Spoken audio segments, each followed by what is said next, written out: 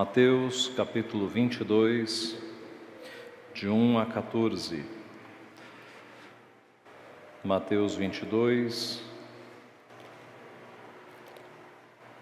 de 1 a 14.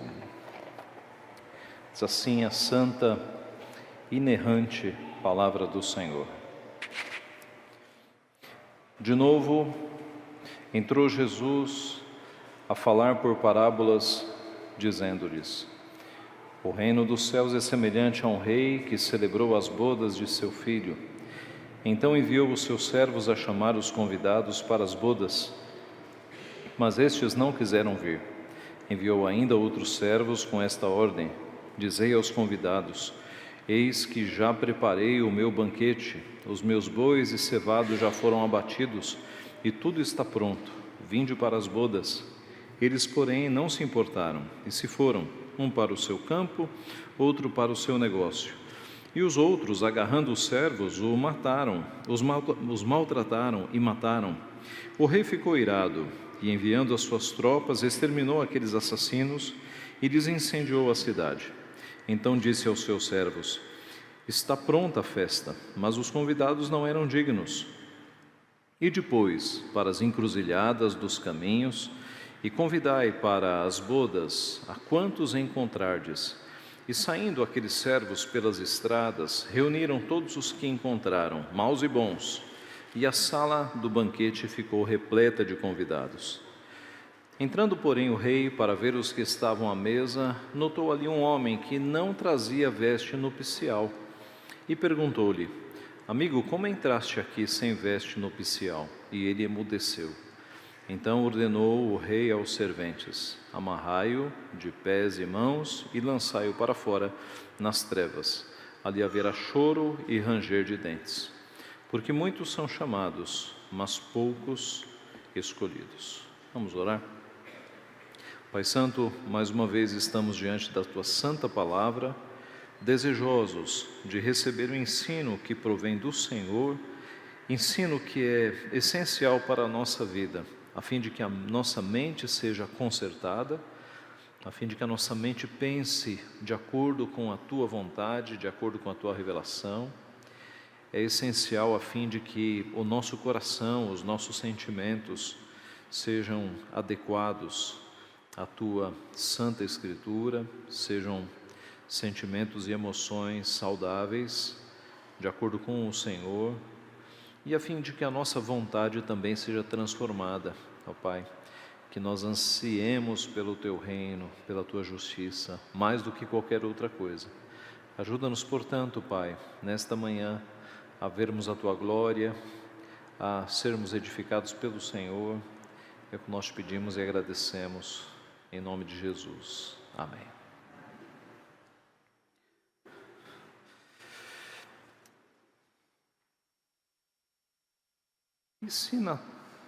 E se no dia do teu casamento ninguém viesse?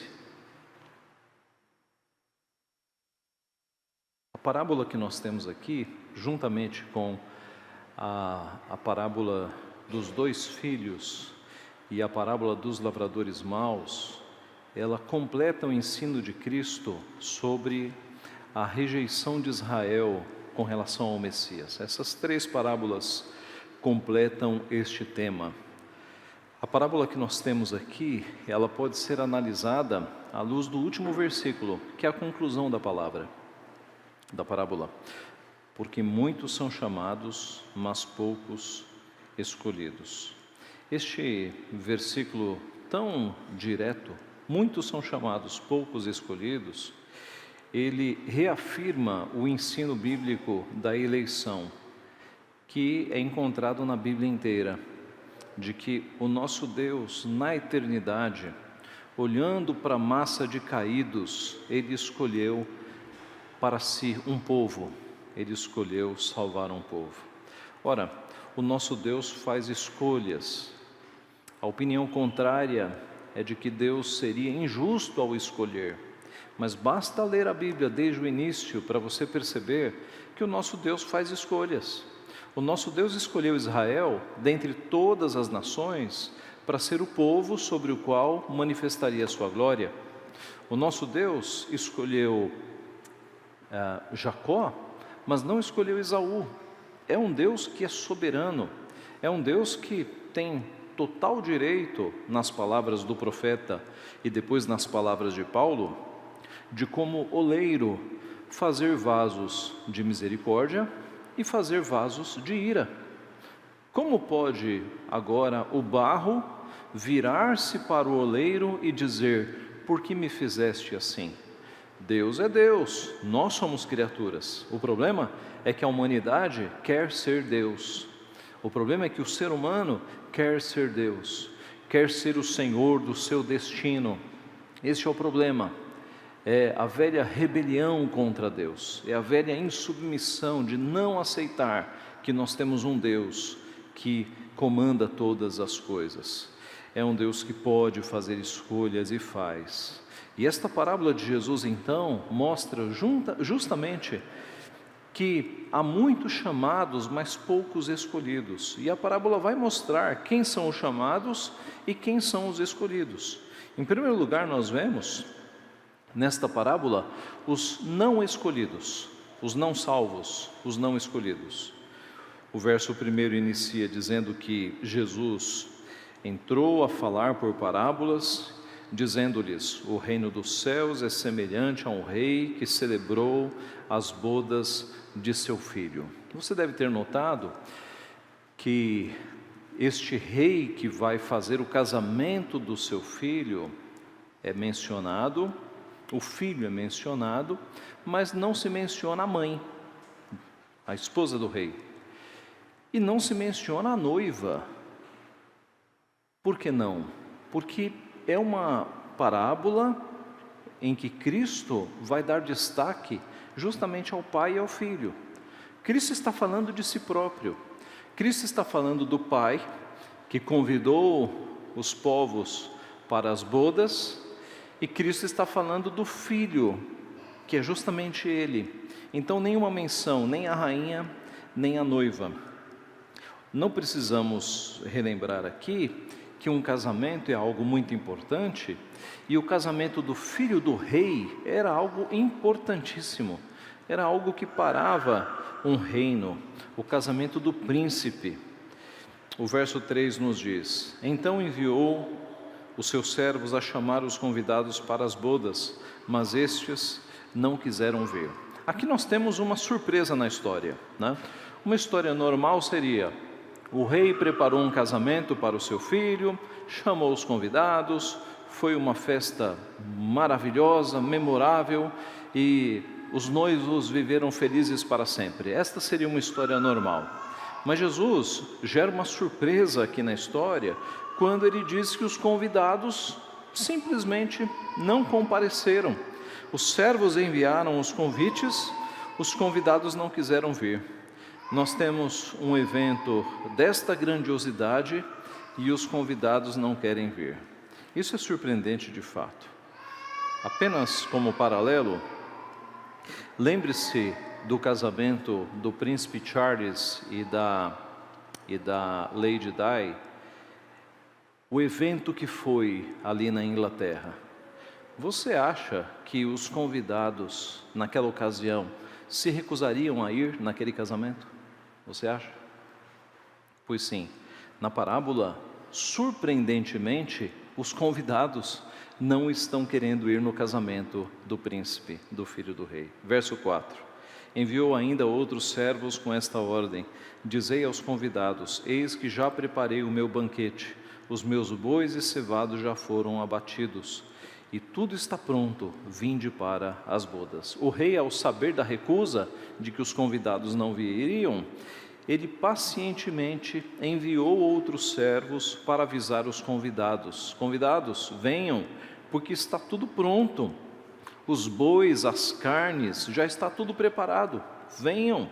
Verso 5: eles, porém, não se importaram, e se foram, um para o seu campo, outro para o seu negócio, e outros, agarrando os servos, os maltrataram e mataram. Então observe que eles continuaram negando a ir ao casamento e foram cuidar dos seus afazeres, um no campo, outro no seu negócio, mas pior, Alguns pegaram os servos que estavam convidando, maltrataram e mataram. Verso 7, o rei ficou irado, enviando as suas tropas, exterminou aqueles assassinos e lhes incendiou a cidade. Então o rei responde ao insulto, enviando tropas, matando os assassinos, destruindo a cidade. Observe como esta parábola faz paralelo com a história de Israel. Deus chamou o seu povo várias vezes ao arrependimento, mas o povo não se arrependeu, o povo não veio.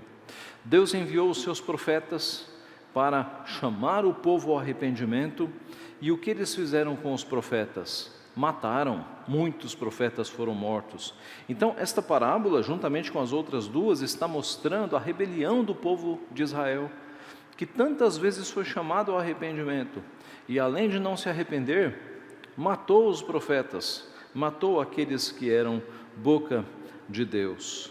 Então Deus executará a sua ira sobre estes que não se arrependeram. E a grande questão aqui, meus irmãos, a questão teológica é a seguinte: as pessoas não são salvas porque não se arrependem ou porque não foram escolhidas. As pessoas não são salvas porque não se arrependem ou porque não foram escolhidas. Se você ler esta parábola até o verso 13, você responde: porque não se arrependem. Mas aí tem o verso 14, e o verso 14 muda tudo, porque muitos são chamados e poucos escolhidos. O verso 14 mostra que as pessoas não são salvas porque não são escolhidas. Então há uma contradição aqui? O mesmo texto está falando, está se contradizendo? Será que é isso? Não, irmãos, na palavra de Deus não há contradição de forma nenhuma. O que nós temos aqui são as duas perspectivas que são apresentadas na Bíblia inteira: a soberania de Deus e a responsabilidade humana. O que nós temos aqui são as duas perspectivas. Veja, Deus nos escolheu na eternidade e nos salvou no curso da sua história. Só que Ele não fez isso nos forçando a crermos nele, nos obrigando a aceitá-lo. Ele fez isso mudando o nosso coração, nos dando uma fé salvífica e gerando arrependimento no nosso coração. Ele fez tudo, Ele fez todo o processo, mas Ele faz com que nós sejamos, com que nós respondamos ao chamado, com que nós creiamos com a nossa fé, com que nós nos arrependamos com o nosso coração. Então as pessoas se arrependem não porque as suas forças resolveram seguir a Deus, porque a Bíblia mostra que todos nós estávamos mortos nos nossos delitos e pecados, Efésios capítulo 2, e morto não quer Deus, morto não tem forças para se arrepender, morto não tem como ter fé, mortos espiritualmente não fazem nada. Deus então nos vivificou em Cristo. Pessoas se arrependem porque Deus tem um plano na vida delas. Pessoas se arrependem porque Deus entra no coração delas, regenera o coração e dá fé. É Deus quem coloca arrependimento no coração das pessoas. Do nada, as pessoas não saem do lamaçal do pecado e dizem: eu quero seguir a Deus. Para que a pessoa tenha essa luz, ela o tem, porque Deus atinge a pessoa. Porque Deus é quem efetua em vós tanto o querer como o realizar, segundo a sua boa vontade. Filipenses 2:3. Porque nós o amamos, porque Ele nos amou primeiro. 1 João 4:19. Porque Ele nos elegeu antes da fundação do mundo e nos predestinou para Ele. Efésios capítulo 1. Então não há contradição aqui. Nós somos salvos porque Deus na eternidade determinou que nós o fôssemos, e no curso da nossa vida Ele colocou arrependimento no nosso coração. Então vão se arrepender aqueles que foram escolhidos por Deus. Em primeiro lugar, então, nós vemos aqui estes que são os não escolhidos, aqueles que foram chamados para a festa e se recusaram, não vieram. Aqueles que são chamados para o reino de Deus, são chamados para Deus, e com corações endurecidos, eles não vêm. A parábola vai nos mostrar agora os escolhidos. Verso 8. Então disse aos seus servos: está pronta a festa, mas os convidados não eram dignos. Não eram dignos porque rejeitaram o convite. E depois para as encruzilhadas dos caminhos, e convidai para as bodas a quantos encontrardes. Veja, os primeiros convidados eram os nobres, eram os de posição, eram os comerciantes, eram os lavradores, eram as pessoas que foram convidadas, porque normalmente eram aquelas pessoas, digamos, dignas de entrarem no palácio. Como essas pessoas não quiseram, agora os indignos vão ser chamados, os miseráveis, os pobres, os que estão andando pelos caminhos, pelas encruzilhadas, são estes que vão ser convidados. Aqueles que normalmente nunca seriam convidados, estes vão ser chamados. Verso 10. E saindo aqueles servos pelas estradas, reuniram todos os que encontraram, maus e bons, e a sala do banquete ficou repleta de convidados. Observe que foram reunidos tanto maus quanto bons. A ideia aqui é que não houve seleção. Quem apareceu pelo caminho foi sendo juntado, como dizemos, foram sendo catados e levados. Foi todo mundo para o palácio. Não houve seleção. Quem apareceu foi levado. E diz o texto na parábola que a sala do banquete ficou repleta. Então veja a diferença. Numa primeira cena, a sala está vazia, porque os convidados não vieram. Agora a sala está cheia, cheia de pessoas improváveis, pessoas que normalmente não seriam chamadas. Muitos são chamados, mas poucos escolhidos. Na parábola, estes são os escolhidos. E na vida real, os escolhidos não são diferentes destes. Veja o que Paulo escreveu aos Coríntios, no seu capítulo 1. Irmãos, reparai, pois, na vossa vocação, visto que não foram chamados muitos sábios segundo a carne, nem muitos poderosos, nem muitos de nobre nascimento. Pelo contrário, Deus escolheu as coisas loucas do mundo para envergonhar os sábios, e escolheu as coisas fracas do mundo para envergonhar os fortes, as fortes. E Deus escolheu as coisas humildes do mundo e as desprezadas, e aquelas que não são, para reduzir a nada as que são, a fim de que ninguém se vanglorie na presença de Deus. Então, estes somos nós. Estes aqui que Paulo está relatando, somos nós. Nós não somos da elite do país, nós não somos de nobre nascimento, poderosos, milionários. Nós somos o povo improvável que Deus escolheu para salvar. Os escolhidos somos nós. A salvação veio primeiro para o povo de Israel, mas como disse João, Jesus veio para o que era seu e os seus não o receberam. Como Paulo escreveu aos Romanos, na figura das oliveiras, a oliveira boa e a oliveira brava, a oliveira selvagem. Em Romanos 11, se porém alguns dos ramos foram quebrados, e tu sendo oliveira brava, foste enxertado no meio deles, e te tornaste participante da raiz e da seiva da oliveira, não te glories contra os ramos. Porém, se te gloriares, sabes que não és tu quem sustenta a raiz, mas a raiz a ti. A boa oliveira era Israel, e nós, povos não Israel, gentios, nós fomos enxertados.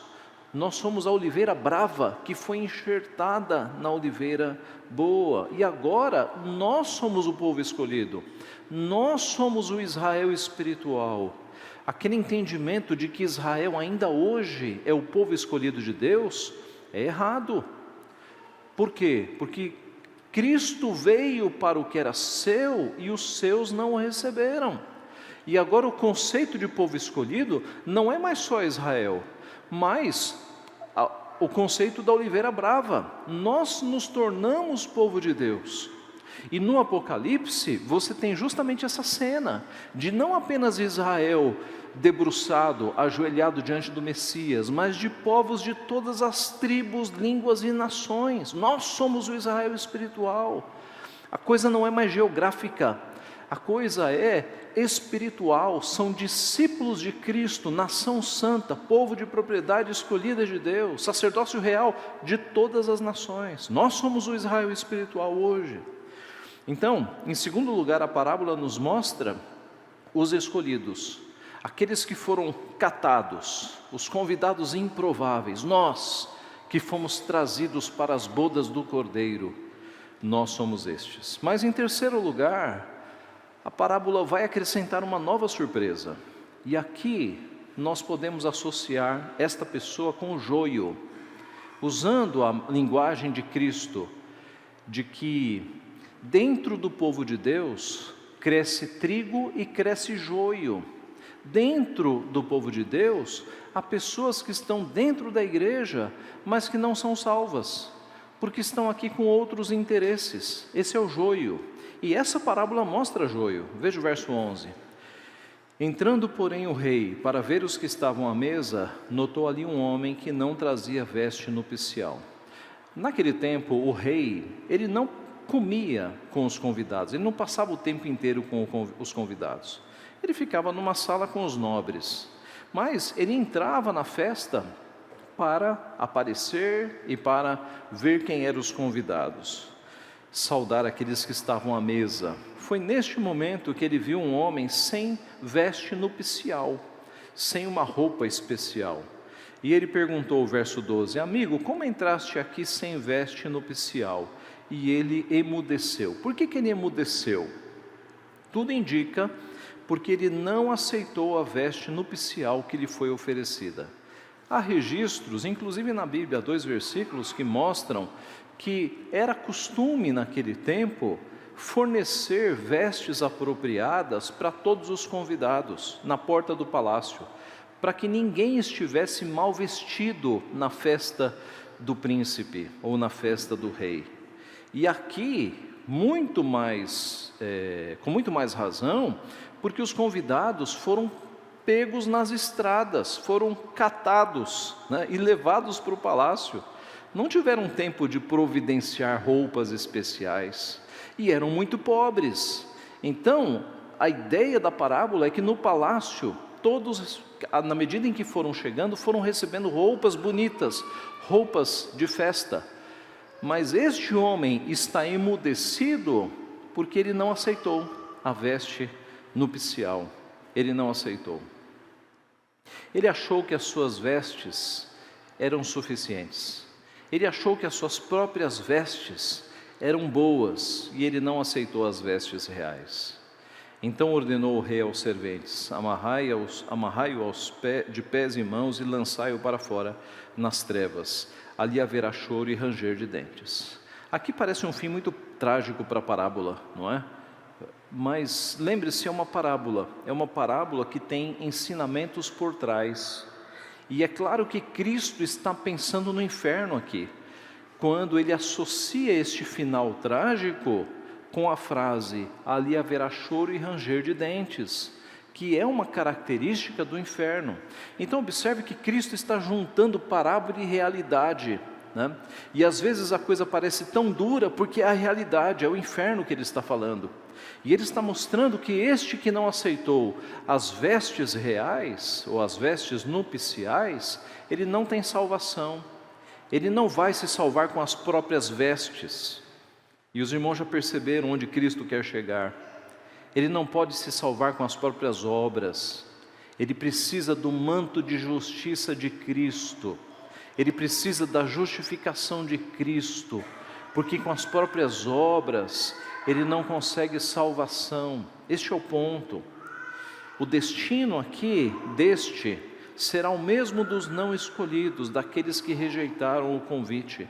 Ele se recusa a ser vestido com as vestes reais. Jesus está falando aqui de justificação.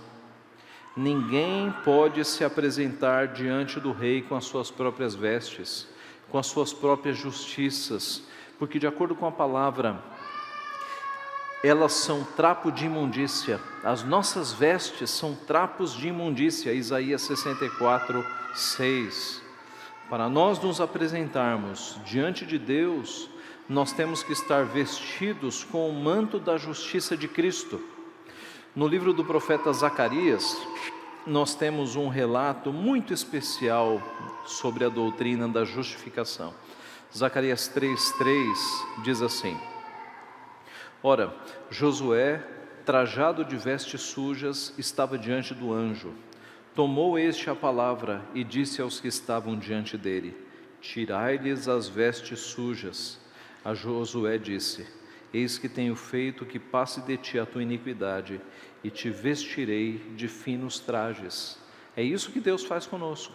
Ele tira as nossas vestes sujas, as nossas obras que não têm poder nenhum para nos salvar, porque diz a palavra, a salvação é pela graça, não é de obras para que ninguém se glorie, e Ele nos veste com a justiça de Cristo. Na cruz do Calvário aconteceram duas transferências. Os nossos pecados foram lançados sobre Cristo. Isaías 53 fala que Ele tomou sobre si as nossas iniquidades. Mas não só isso, a justiça de Cristo, todos os seus atos de justiça em vida, e foram todos santos, são transferidos para nós. Nós somos justificados. Os atos de justiça de Cristo são lançados sobre nós. É como se nós vestíssemos o manto da justiça de Cristo. E Deus Pai olha para nós agora, não mais como rebeldes, mas como aqueles que foram justificados por Cristo. E é por isso que Ele nos aceita na sua presença. Na parábola, este que negou as vestes nupciais, ele se assemelha ao joio. É alguém que aceitou o convite, que está no meio dos convidados, mas se recusa a vestir o manto da justiça de Cristo. E há muita gente assim nas igrejas evangélicas, pessoas que estão na igreja, às vezes apenas por uma tradição familiar. Meu pai e minha mãe foram crentes, eu acho que eu vou preservar esta tradição. Ou então por uma posição social, não tem muitos amigos na vida, então vem buscar amigos na igreja, né? Ou porque o pai está obrigando. Então veja, são pessoas que estão no meio do povo de Deus, mas não estão vestindo o manto da justiça de Cristo, não se percebem como pecadores que sozinhos não conseguem salvação, não se percebem como necessitados da justiça de Cristo sobre a sua vida, são joio crescendo no meio do trigo. Concluindo, meus irmãos, o reino de Deus é semelhante a um rei que celebrou o casamento do filho, convidou os convidados de praxe, eles não aceitaram, mataram os servos, aí ele convidou os mais pobres e os rejeitados e estes aceitaram. E ele descobriu que na festa havia alguém que rejeitava as vestes reais e o puniu. O reino de Deus é onde muitos são chamados, mas poucos escolhidos. Qual das três classes aqui é você? Você é da classe dos não escolhidos? Você é da classe dos escolhidos? Ou você é da classe do joio? Em qual dos três grupos você está encaixado? Pastor, como é que eu posso saber em qual dos três grupos eu estou? Ou melhor, a pergunta direta: pastor, como é que eu posso saber se eu sou um escolhido de Deus e eu não sou um joio? O não escolhido, eu acho que está claro que ninguém é, né? Porque o não escolhido nem vem à igreja. O não escolhido não quer saber nada de Deus, coração endurecido, não vem para a festa. Agora, joio sim. Pastor, como é que eu sei se eu sou joio ou se eu sou um verdadeiro escolhido? Ora, é preciso consultar o teu coração. Você precisa consultar o teu coração. Quais são as tuas motivações? O que você está fazendo aqui? Você tem vindo à igreja porque alguém te obriga? Ou você vem à igreja porque você sabe que Jesus é o único caminho para a salvação? Ou você vem à igreja porque você percebe que você precisa de Cristo, que sem Cristo você não é nada. Então veja, se o teu coração está te dizendo, não, eu sei que sem Cristo eu não sou nada, eu preciso de Cristo, você não é joio. Joio não pensa assim. Fora da igreja, como é que é a tua vida fora da igreja? Nos dias da semana, você luta contra o pecado nos dias da semana? Ou a sua vida é de total familiaridade com o pecado, sem nenhum peso na consciência, e aí você veio num domingo apenas para ter um alívio na sua consciência? Durante a semana você luta contra o pecado? O pecado é algo que te entristece, é algo que pesa na sua mente, pesa no seu coração. Ora, veja, se há luta contra o pecado no teu coração, é porque há Espírito Santo. Porque quem não tem o Espírito Santo, não tem luta, já está derrotado. Quem não tem o Espírito Santo no coração, ele ainda é escravo do pecado, ele está entregue ao pecado. Só há luta no coração que tem o Espírito Santo. E se há Espírito Santo, é porque você foi regenerado. Se há Espírito Santo, é porque você foi salvo. Porque o Espírito Santo não habita em corações não salvos. Percebe? Então, essa perspectiva da santificação é muito importante para confirmar a nossa eleição, para confirmar a nossa salvação. Em outras palavras, não existe santificação na vida do não crente, meus irmãos, não existe. O não crente, no máximo, evita alguns pecados para não ficar mal diante da família, para não ficar mal diante da esposa, da sociedade, para não tomar multa, para não ser preso. Mas se você dissesse para um não crente, a partir de agora você é invisível, você pode fazer o que você quiser, sabe o que ele faria? Ele se afundaria nos pecados. Ele sairia por aí entrando nos bancos, roubando dinheiro, fazendo imoralidades. Se ele tivesse a garantia de que ninguém está vendo ele, ele se afundaria no pecado. O crente é diferente. Se fosse dado ao crente a garantia de que ele está invisível agora e de que ele pode fazer o que ele quiser, ele não se afundaria no pecado. Ele teria caminhos e iniciativas mais nobres, como tentar converter pessoas, acabar com conflitos, acabar com corrupção e assim por diante. Veja, irmãos, se há luta no teu coração contra o pecado, é porque há o Espírito Santo, e se há o Espírito Santo, há salvação. Você não é joio, você é um salvo. Se há processo de santificação na tua vida, é porque a boa obra de Cristo já começou, é porque você é um eleito e é um regenerado. Se você ainda não é crente, e aqui eu falo para os irmãos e para quem depois for assistir essa mensagem, se você ainda não é crente, mas Deus está falando ao teu coração neste momento, se a palavra de Deus está fazendo sentido na tua mente, no teu coração, talvez você seja um eleito, porque as coisas de Deus se discernem espiritualmente. O homem natural não aceita as coisas do Espírito, o homem espiritual é que consegue compreender as coisas do Espírito. Então, se essa palavra de Deus está fazendo sentido no teu coração, talvez seja a evidência de que você tem um pai que está te chamando de volta para casa, de que está chamando você para os caminhos dele, e é a hora de você encontrar-se com o teu verdadeiro pai, e é a hora de você se arrepender dos teus pecados, e crer em Cristo como Senhor e Salvador da tua vida, para que a tua vida seja transformada, para que você entre na casa do Pai, para que você entre na festa, nas bodas de Cristo, nas bodas do Cordeiro, e você tenha a tua vida transformada, e a vida eterna será aplicada a você no teu coração. Que Deus assim nos abençoe, meus irmãos. Que triste seria se na festa do teu casamento ninguém viesse. Mas mais do que um casamento, Deus chama os povos ao arrependimento, e os povos não vêm. E aqueles que vêm, vêm porque Deus coloca salvação, fé, arrependimento nos corações.